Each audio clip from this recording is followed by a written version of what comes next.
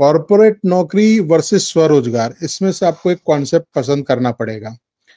ऐसा मैं नहीं कहूंगा कि सब कोई कॉर्पोरेट जॉब छोड़ दें, लेकिन प्रायोरिटी ये हो कि जब तक हो सके खुद का बिजनेस होना चाहिए, छोटा से छोटा।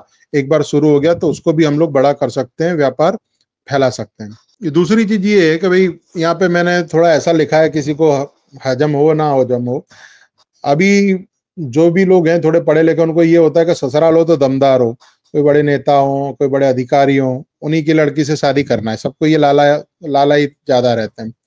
मैं ये बोलता हूँ भाई ससुराल आप गरीब ले लो, उसको पसंद कर लो, लेकिन ऐसी पसंद करो कि आपके लिए किसी से भी लड़ जाए, कोई भी दुख में आपके साथ खड़ी हो जाए। ये ना देखो कि फलाने भाई साहब हैं बैंक में नौकरी कर रहे हैं, इनकी लड़के हैं इसलिए शादी करना है। अरे बैंक में वो नौकरी कर रहे हैं, उससे आपका क्या लेना देना। आपके दुख में सुख में, आपके कोई भी काम में जो आके खड़ा हो जाए, उस परिवार में शादी करो। ये मेरा व्यक्तिगत मानना है, क्योंकि जब तक आपका जो स्ट्रक्चर है, एक्सटेंडेड फैमिली जिसको बोलते हैं हम लोग, जिसको जाति बोलते हैं, वो हमेशा ऐसे ही घर से बिलोंग करनी चाहिए कि आपके हर दुख सुख में खड़ी हो। किसानों में, भारत के किसानों में ये व्यवस्था बहुत अच्छी है कि जैसे कोई किसान है, उसको कोई दिक्कत है, चोट लग गई, वो खेती नहीं कर पा रहा, तो 5-6 साल होते हैं तो एक आध साल आ जाता है खेती करवाने। अब हम लोग ये कल्चर को भूलते जा रहे हैं। हम ये देख रहे हैं कि फलाने भाई साहब हैं, वो अधिकारी हैं, इनकी लड़की से शादी करूंगा तो मुझे स्टेटस मिल जाएगा। भाई स्टेटस मिल जाएगा, लेकिन काम के क्या है वो, ये बताओ। ये सोच के करें। दूसरा जो मैंने देखा है कि भाई हमारे यहाँ पे लोग स्वरोजगार करना क्यों नहीं चाहते, तो एक सब्जी बेचने वाले यादव जी थे, उनके साथ मेरी मुलाकात हुई थी, तो वो बता रहे थे यार मैं पैसा तो बहुत कमाता हूँ, महीने का 50-60 हजार कमाता हूँ, लेकिन सड़क पे खड़ा रह के सब्जी बेचता हूँ तो ये पुलिस वाले कभी भी मुझे गाली गलौज कर देते हैं, हटा देते हैं, तो मुझे ये पसंद नहीं है मेरे बच्चे ये काम करें। तो देखिए, कोई भी व्यापारी हो, कोई भी कारीगर हो, वो इंडिविजुअल काम कर रहा है। हिंदुओं को चाहिए कि उनको आदर दें, तू तड़ा करके ना बोलें, ऑटो वाले से भी नहीं, टैक्सी वाले से भी नहीं। अगर हम उसको हीन भावना से प्रेरित करेंगे तो वो काम कभी करना नहीं चाहेगा। फिर हम चिल्लाते हैं भाई सारे बिजनेस तो मुस्लिमों के पास कारीगरी के चले गए, अब हमें क्या करना चाहिए, हमारे लोग आते नहीं है, हमारे लोग महंगे पड़ते हैं। तो पहले आदर देना सीखिए। कोई छोटा व्यापारी है, कारीगर है, उसको सेठ कहिए। उसको कुछ आप 50 रुपए का 500 नहीं दे रहे हैं, लेकिन आप सम्मान भी दे रहे हैं, उसको अपने घर में उचित हिसाब से बिठा रहे हैं, पानी पिला रहे हैं, तो उसको लगेगा कि भाई मैं जो मेहनत कर रहा हूँ उसमें मुझे सिर्फ पैसा नहीं मिल रहा है, आत्मसम्मान भी मिल रहा है, रिस्पेक्ट भी मिल रहा है।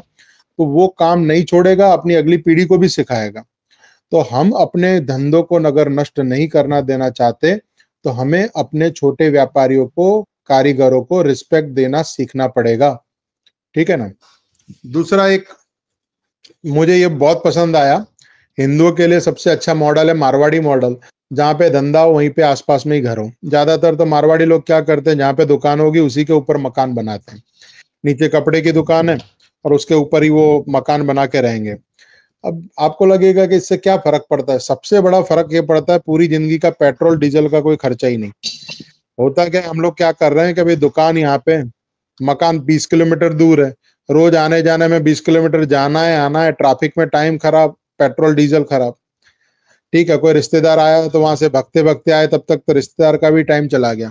तो हमारे एक मित्र है मारवाड़ी, तो उनने अपना घर बनाया बढ़िया, 5 लाख ज्यादा दे के मकान खरीदा। मैंने बोला 5 लाख ज्यादा क्यों दिए, तो कि यार देखो ये दुकान है, उसके पीछे वाला ही मकान था, तो मेरा एक हो गया ना, और ऊपर टेरेस जो है मकान दुकान का, उससे दोनों को कॉमन करके उनने अच्छा सा लंबा चौड़ा मकान बना लिया है। देखो कोई भी रिश्तेदार आता है, साड़ू भाई आ गए, ससुराल से आ गए, तो 2 मिनट के लिए दरवाजा बंद कर दिया, 5 मिनट बैठा है, फिर से अपना धंधा शुरू। और दूसरा क्या होता है कि भाई आप लेट नाइट तक बिजनेस कर सकते हैं। आप 8 बजे के बाद 9 बजे 10 बजे तक भी आप दुकान चला सकते हैं। तो जितना आप प्रोडक्टिव वर्क कर सकते हैं, ऐसा एक मॉडल पसंद करना है। तीसरा, आगे हमने जो बोला था कि भाई मंदिरों में, संप्रदायों में, जाति के भवनों में स्वरोजगार की ट्रेनिंग चालू करनी चाहिए। देखिए हमारे यहाँ पे क्या होता है कि धर्म की बातें करी जाती है, जहाँ पे वहां पे दान तो मांगा जाता है, लेकिन दान आए कैसे, उसके लिए कुछ गुण सिखाने चाहिए। आप 15 दिन 15 बार कार्यक्रम और कुछ कथा भागवत करते रहिए, कोई दिक्कत नहीं है। महीने में एक आध बार ऐसा कार्यक्रम भी करवाइए, कोई ट्रेनर बुला लाए, सेमिनार करवा दिया, वर्कशॉप करवा दिया, फल फ्रूट बेचने वाले हैं, उनके पास ब्रांडिंग करने का, मार्केटिंग करने का, सेल्स करने की स्किल नहीं है।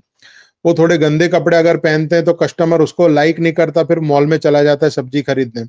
तो हम उनको ये सिखाएं कि भाई इस टाइप की टी शर्ट पहनो, अपना लोगो लगाओ और इस हिसाब से रहो। थोड़ा इन्वेस्टमेंट करना पड़ेगा, जो आगे हैं लोग, संप्रदाय में हो या जातियों में हो, उनको थोड़ा इन्वेस्टमेंट भी करना पड़ेगा।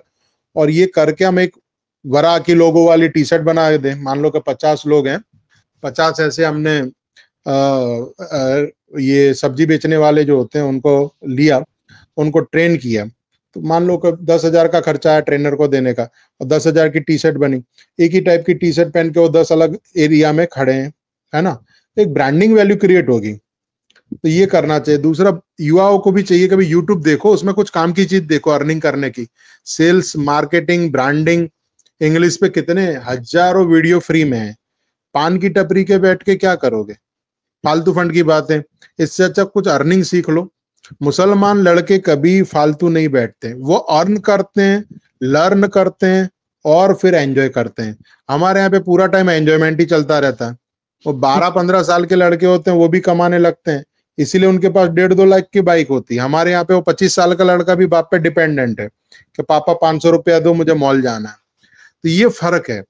वो घर में 10 लोग हैं, 10 ही कमा रहे हैं। हमारे यहाँ पे 5 लोग हैं, उसमें एक कमा रहा है, बाकी के 4 डिपेंडेंट है।